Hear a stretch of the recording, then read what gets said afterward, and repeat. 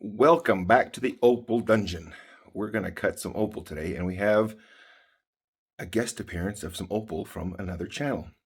So I mentioned it in the last video. I've mentioned it a couple times. So my good friend Tommy from Os Opals, he's for some months now, he's been working on a journey from, I think his initial investment was $150, and he's on a journey to turn that into $10,000.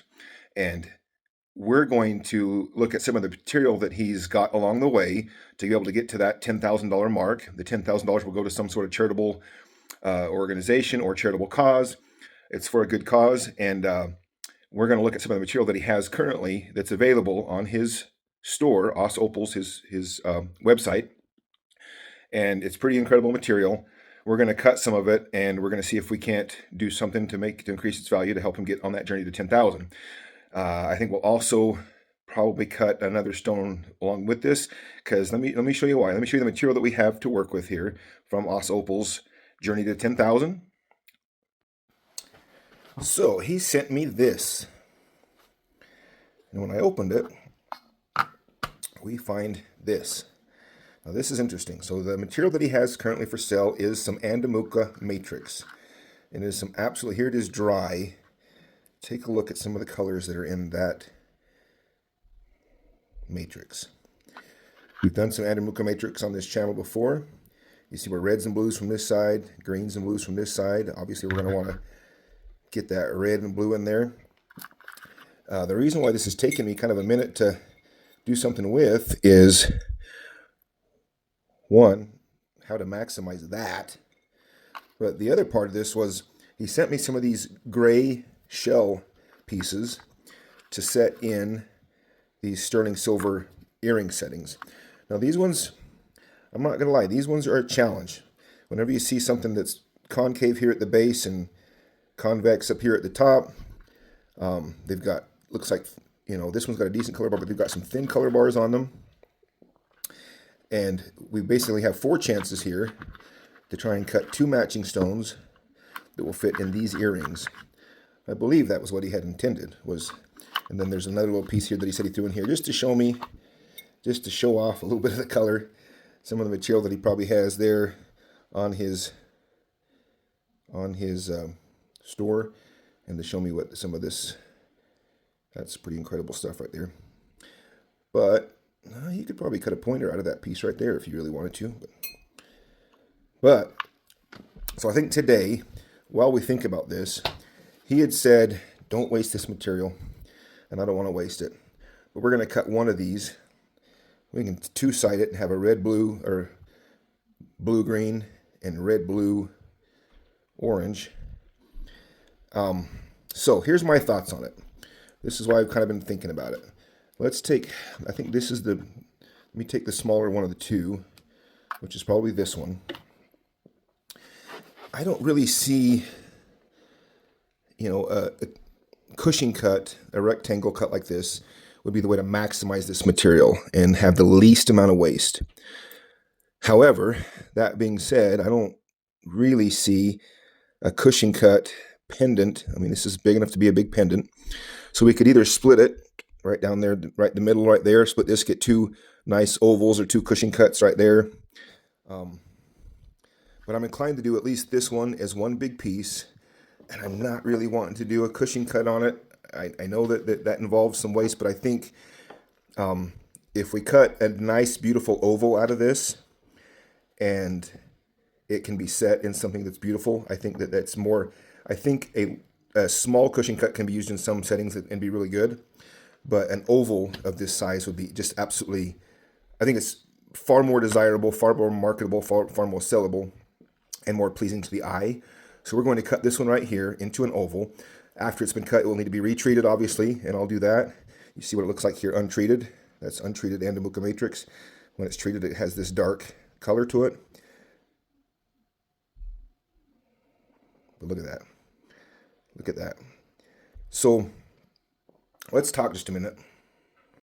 Let's talk just a minute about this andamooka material.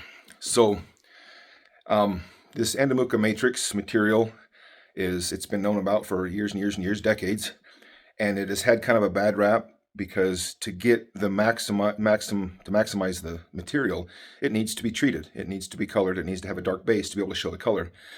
And within the gem world, treating something is kind of like cheating, smoking it. You know, it's kind of looked down upon, or it has been for years. And so it kind of has a little bit of a stigma to it, but it's kind of coming into its own, especially this andamooka stuff, because it's so good. And to get an opal of that size, if you were to get a black opal of that size from, say, Lightning Ridge, you were looking at tens of thousands of dollars easily. If that cuts a 10-carat oval with those colors in it and that much saturation at a black opal from Lightning Ridge, you're looking at tens of thousands of dollars. Now, you don't have to spend that with andamooka if you're willing to, to cut it and treat it and just sell it for what it is. You don't misrepresent it. But it is absolutely amazing, and it can be had at a fraction of the cost. Instead of paying tens of thousands of dollars for that stone, you might get it for thousands, 10%. And so that's why it's kind of had a resurgence. And most people that don't know opal well wouldn't know the difference. It's just gonna, once that's cut and polished, it's gonna look amazing. It's gonna really pop, and it's gonna catch people's eyes. So it's gonna actually make a really nice pendant. So Tommy, forgive me. On this first one, I'm gonna cut an oval. It will have a little more waste than if I just rolled up the edges and did a cushion cut. But I think, in my opinion, it's more marketable. It has a much wider range of possible buyers in that setting. And we're going to try and get a calibrated cut that can be set in something that will increase its value. So in addition to that, I want to cut another stone just so that I can have two stones in this video. Okay. So I'm slightly second guessing myself.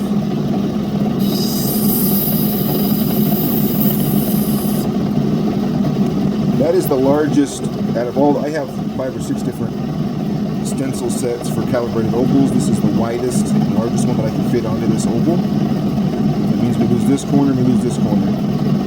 If we did a cushion cut, we could, like I said, we could nearly have a cushion cut this size right here with just truing up the corners. To me, an oval of this size would be more valuable, more marketable than a cushion cut of this size. You would definitely have to have a custom setting done for a cushion cut of this size, whereas I think we can buy semi-mounts for this without spending quite as much money in custom. And so this is what I'm inclined to do. I guess if it's the wrong choice, then I can always, I guess, send the other piece back with my apologies or buy this one. But this is what I would do. This is what I would do to try to maximize this stone and make it as marketable and profitable as possible. You can see we've got a decent amount of thickness here. It is a little bit tapered from the thickness here down to the thinner side here. I chewed that up a little bit with the bottom here. I cleaned it up. I'm going to adopt it right from the beginning so that I have full control and can maximize the yield without eliminating any error that I might have. But that's it right there. The outside edge of that black is our oval. And I think that'd be an 18 millimeter oval. As I think about this is the other stone that we're looking at. This one right here is interesting because look at the color here on this end. Look at the color here on this end.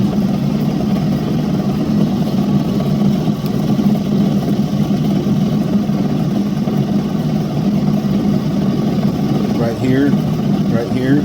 I think what we do on this one is take this down, go straight down from the top there, and get a stone like right here. But we might peek into this a little bit more to see if maybe some of the color shows up on this side, or if we have other options than that. I thought about maybe slicing this into slices, 1, 2, 3, 4 slices, and you could get some matched stones out of that face right there.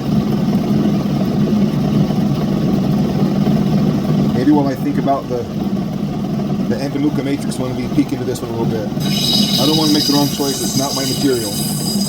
But I was asked to use my opinion and my expertise, if I have any, to maximize that stone, and I think that's what I'm doing. This is another one of the Lee Brereington stones from his auction.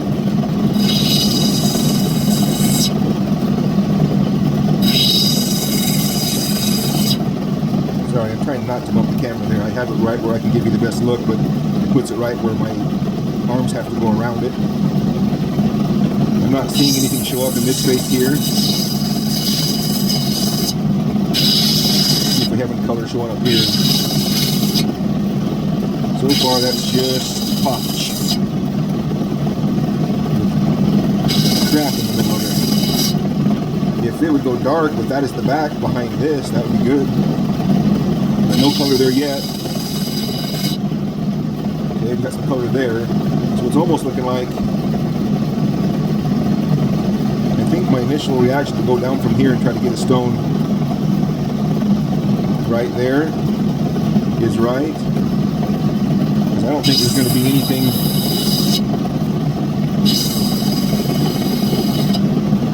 We got nothing there, but it does go dark. It gives us some hope that what we do have there might be really bright. I think what we want to do is go in here.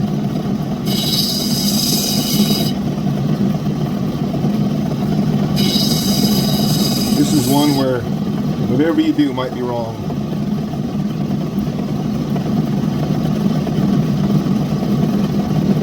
You might want to go in here and see what it faces from, like on this side.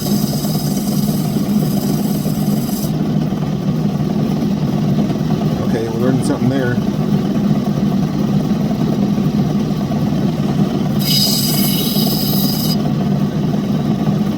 And so we got color bar there.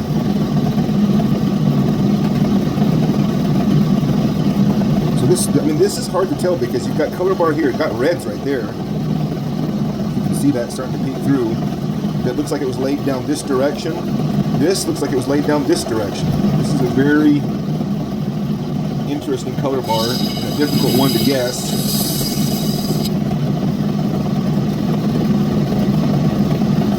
But I think I'm inclined to keep going in from this side here. I'm starting to see some color there.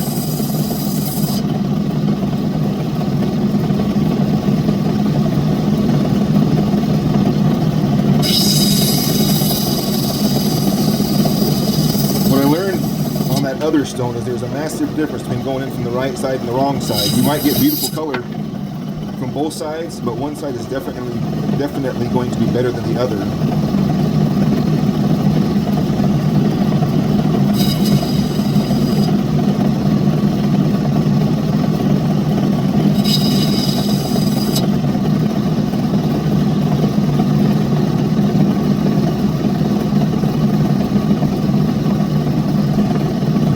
From this side. I think we could take that potch right there in the middle out and get a decent sized stone right there, but we've also got color coming in from this side. We could split this, split that color bar and maybe get two.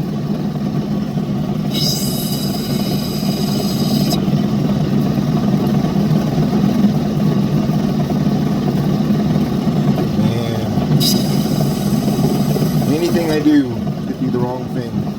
There's the line right there. You see, we're narrowing up the stone by going in every time we go from. We take a little bit more off of the potential stone depending on which side we face it on.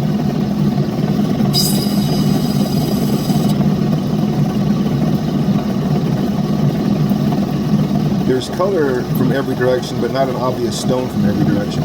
Other than right there in the top, if we were to sandwich this, cut some stacks and cut one right there on that face.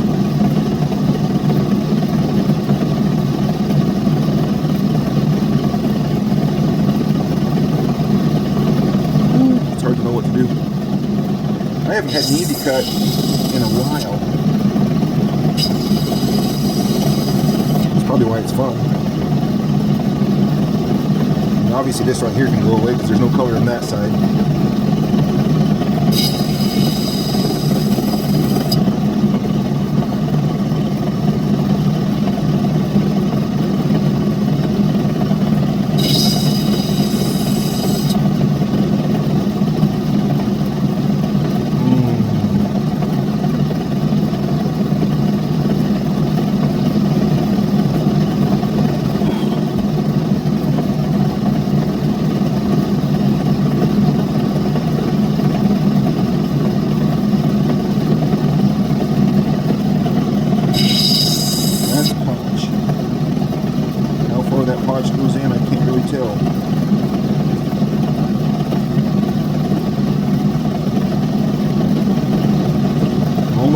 determined right now to split this right down the middle right there. Try to get a stone here, a stone there. Because I think what we're going to find if we make this the face is that we'll have a picture stone. We'll have layers and potch, layers and potch, layers and potch, which you can see kind of going down through there. So I think we need to face it from this side and this side. And that's thick enough we can split it right down the middle of that potch line and just see what we can get. I think we will do that. Alright, so I marked it with a line all the way around, cut it with the Dremel. I haven't peeked yet, I don't know what we got, I don't know if I made the right decision or the wrong decision, but here you're going to see it with me. Oh, look at that. I think if we'd have gone down from here and made that the color bar,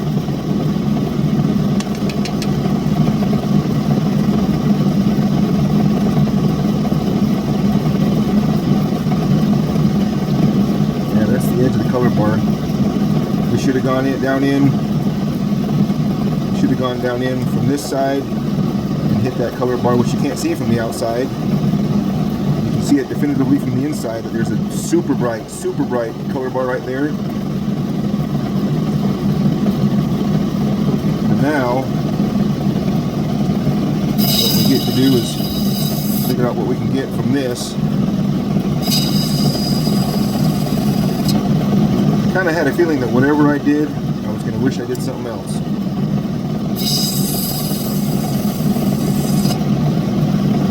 See how bright that color bar hits? I mean, it wouldn't have been big, but it would have been bigger.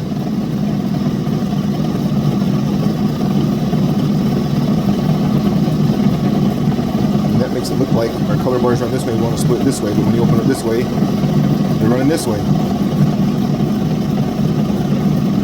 I don't think we have a stone there.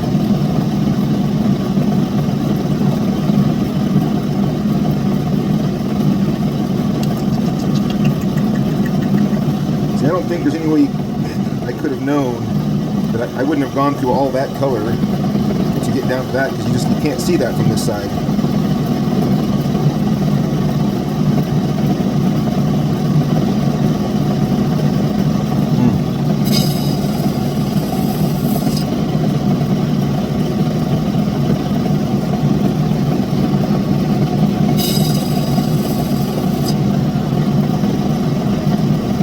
There's that red color bar starting to show up in this gray. You see it trying to peek in there.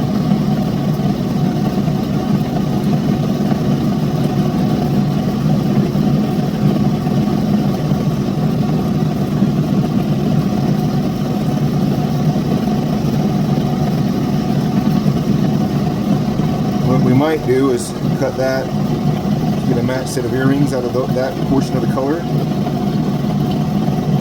That's the only way I see of salvaging that.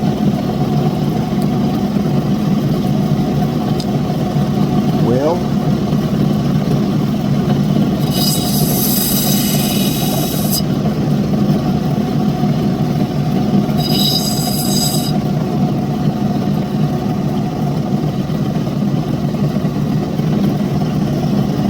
again, that's the one that we want to think about.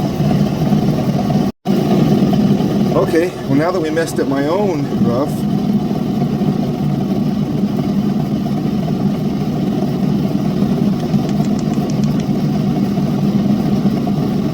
how do you feel about working on somebody else's?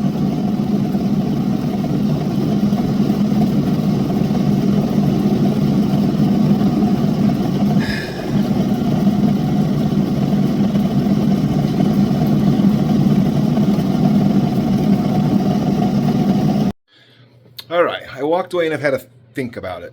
Not my material, so I don't want to make the wrong choice. So what I did is I went and I actually did some research here. And what I suspect is true. It's going to be very difficult to find a cushion cut in that size, 13 by 17. If I just basically rounded the edges, trued them up, I would get a 13 by 17. So I'm looking for a 12 by 16. There is a 16 by 12. Let me show you kind of 16 by 12. I could cut it down to that size, sort of a rounded cushion cut. But here is a 16 by 13 that I really like. So it is a much rounder oval than the one I have marked. But basically, if I just took the edges off on that, then it would fit that just about right.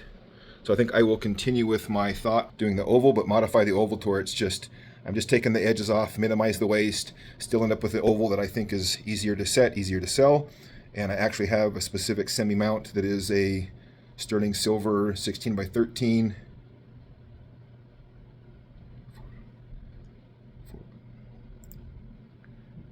mount. 4mm.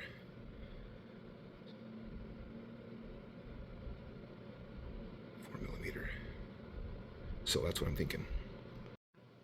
And here's another one with a double row of diamonds that is a 16 by 12. So I think this is what I'll go for, one of these two. I'm always interested in knowing what you guys think. I'm just using my best judgment. I'm supposed to increase the value on it, not waste any more than necessary. And I think I'm going to still go oval. I'm going to end up with a 16 by 13 or 16 by 12, and I'll take the calipers out there and make sure I end up with exactly that. Okay, so we are going to ignore those marks. We're just going to say we want to end up with a 16 by 13. Right now we are starting with basically a 13.3 by 17.3. 17 is kind of an oddball number, so we're going to want to take a little bit off of that. We want to end up with 13 on the width. Basically be about right there. Right there. So I'm going to move this camera a little bit so I have a little bit better angle at it so I don't mess it up. Okay. We'll get everything out of the way.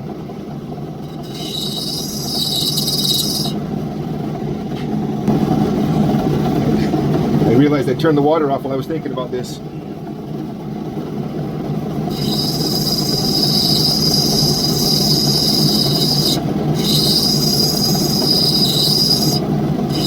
The good thing about this andamooka matrix is the color is going to go all the way through. We don't have to worry about color bars. We don't have to worry about thin color bars and running through them. That is one of the benefits, is it literally, the color, whatever color you got is pretty much consistent in most of it throughout the whole piece.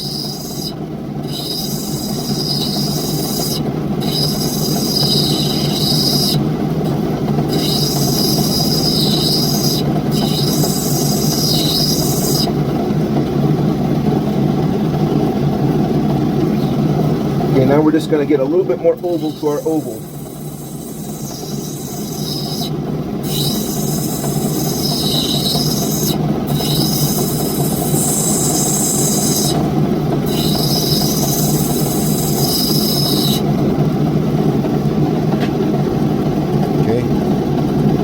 Close. I wish now that I hadn't put that mark on there, because I have to basically ignore it, but I don't want to grind it off because I want to still be able to see the color for as long as possible, just for your benefit really.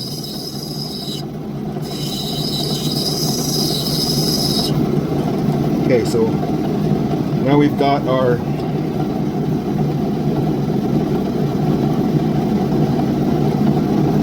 .86, that's as narrow as we're going to want to go.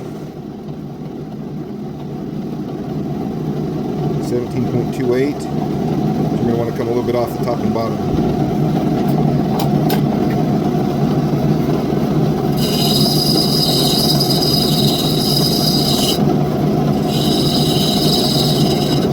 And we might do that 16 by 12, the gold one that I like a little bit better, because where we came down a little bit more on the width than I planned, and that might tell us which one of those to order. We can still easily get a 12.8. We can hit that one. We want to be 16 here, or at 17.2 or 17. I'm confident you can find almost any size in an oval, almost any size. You might not have a wide selection in any size, but you can almost always find the size that you cut in an oval. That's why it's so desirable to cut ovals, because you're going to be able to mount it.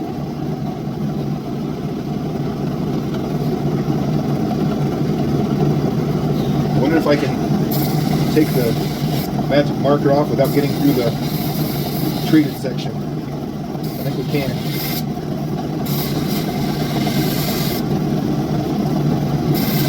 This will help my eye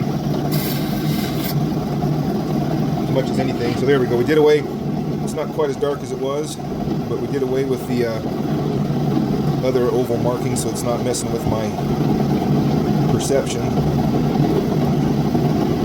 But I'm telling you right now, go to Tommy's Opal's webpage and buy some of the, I don't know, I should have checked. I don't know if he's selling it all as one bulk lot, or if you can buy smaller pieces of this, or a piece about this size. But definitely, if you're into cutting and you have the ability to treat this, or heck, I'll tell you what, I'll make this offer. If you buy some of this lot of stuff for the 10,000 challenge and you want to cut it and send it to me, I will treat it for you for free, and I'll send it back at my cost. Just for anybody that wants to help in that journey, if you get a piece of this and you want to cut it, when it needs to be retreated, send it to me. I will treat it, do the best I can, and I would say don't sleep on the opportunity to own color like this. Like I said, if that was a black opal from Lightning Ridge, you're looking at a $30,000 stone or something like that. But because it's andamooka, it's going to be less than 10% of that.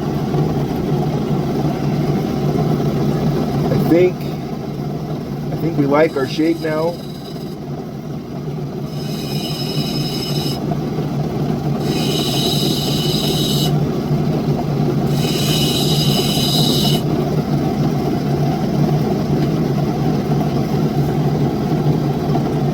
So we are at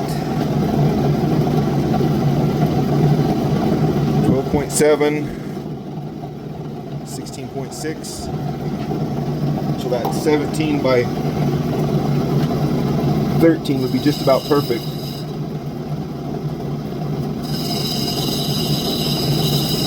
I'm just gonna refine that shape to get it as perfect as I can.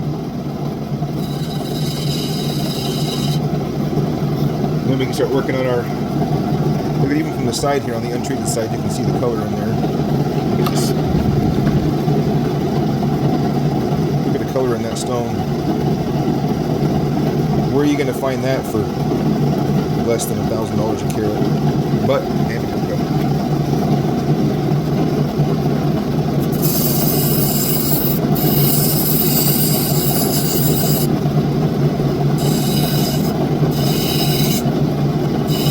We're going to cut in our dome now.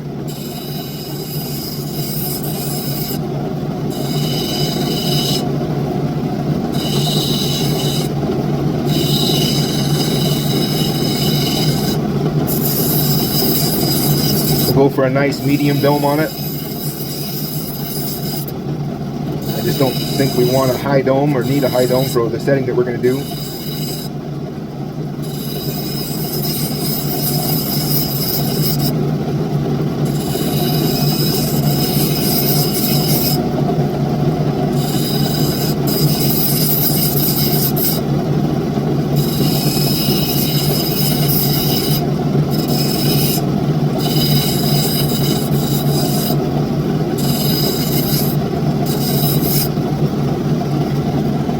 See, we're starting to get through the treated portion as we roll in that dome. I think we're ready to move to the next stone. Obviously, I mean the next wheel. I don't know why I always say that. I'm thinking stones, but we're moving to the next wheel.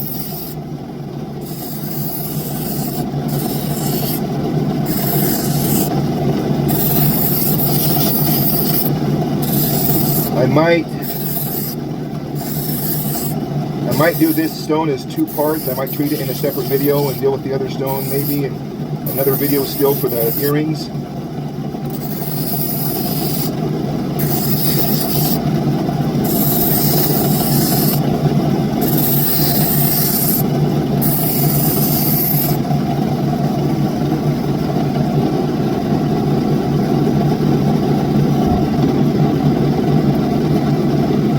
Okay, we're about where I want to be.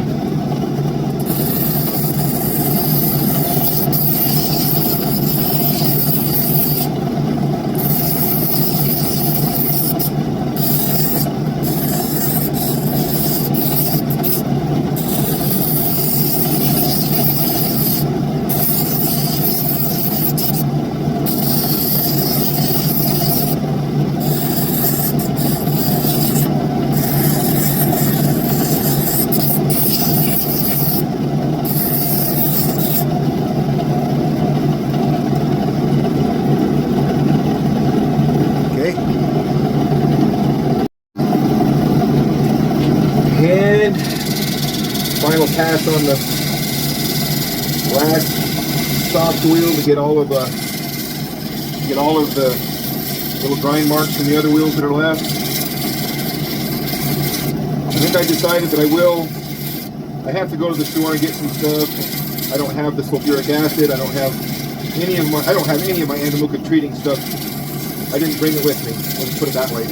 But it's not expensive. You get a little $15 crock pot from Walmart, $10 bottle of sulfuric acid, bag of sugar, a few containers. Also, you can see all your safety gear and whatnot.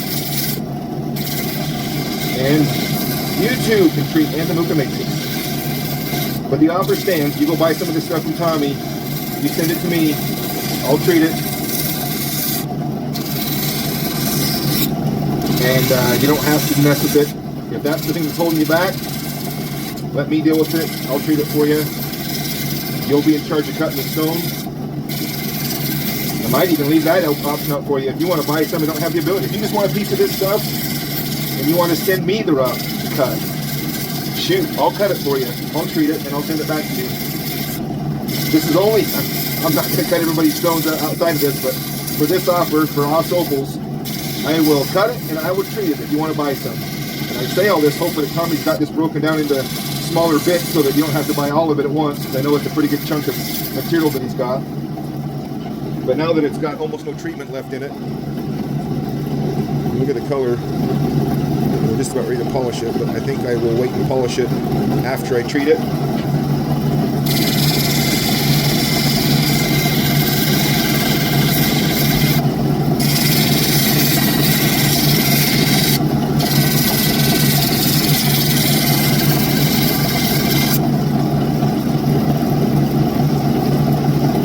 Nice.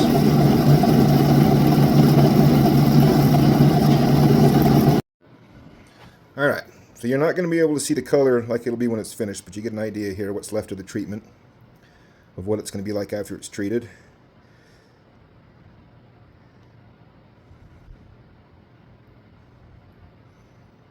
I'll pop this off the dopping stick, clean up the bottom edge, then I'll go get the stuff and get this in the treatment so you can see how it looks like finished.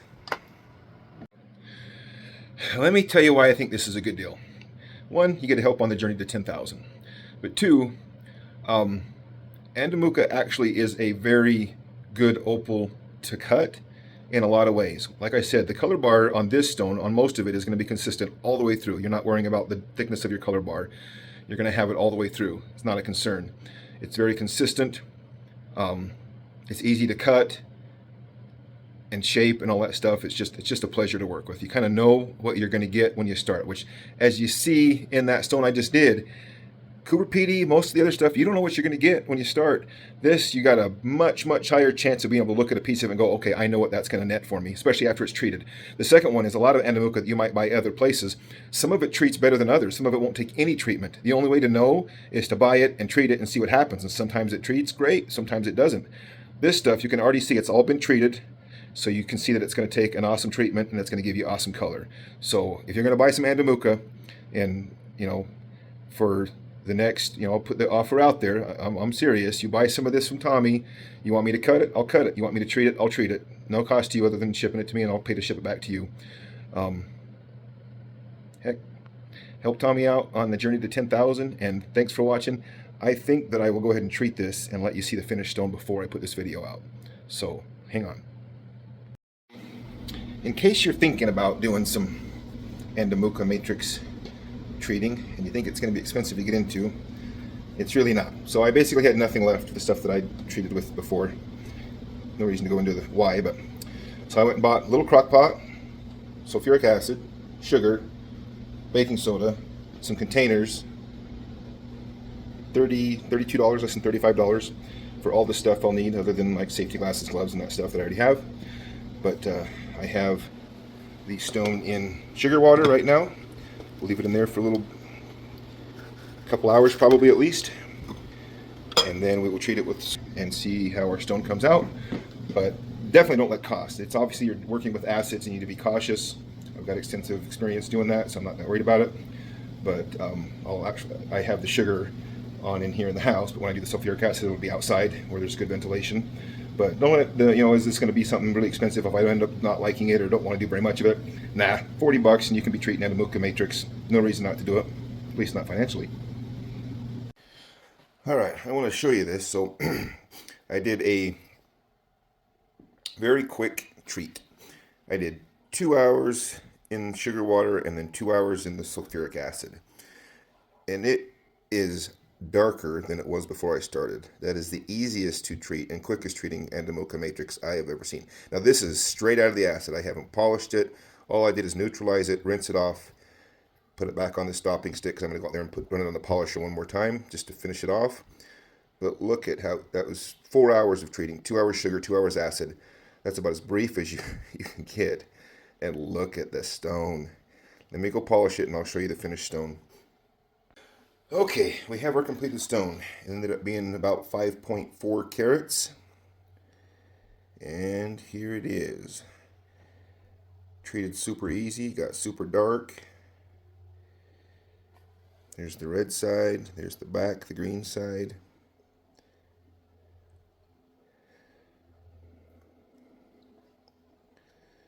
There you go.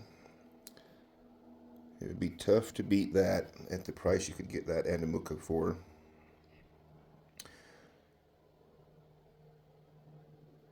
And I figured out that I already have a pendant in this 16 by 12 size ordered and coming.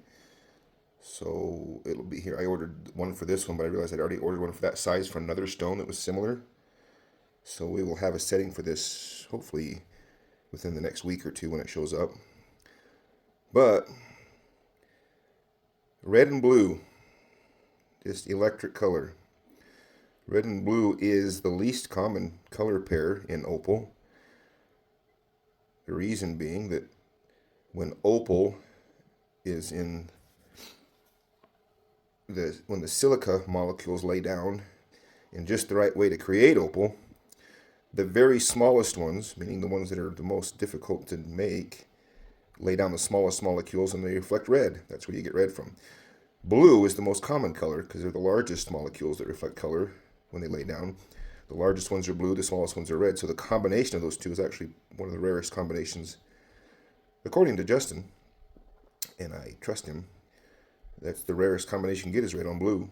So there's a red on blue. Tell me what's not to like about that. That's going to make an awesome pendant. And I would say rush and get you some of that.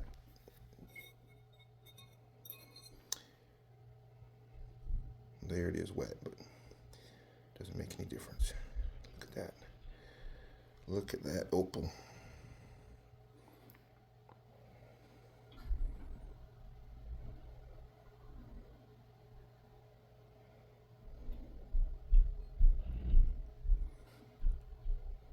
So you all tell me, did I make the right decision? Is cutting that into an oval the right decision? It is to me, because I think that's a more desirable, more useful shape. And I think we maximized that stone. I think we got awesome color out of it. I think you can't really beat that color.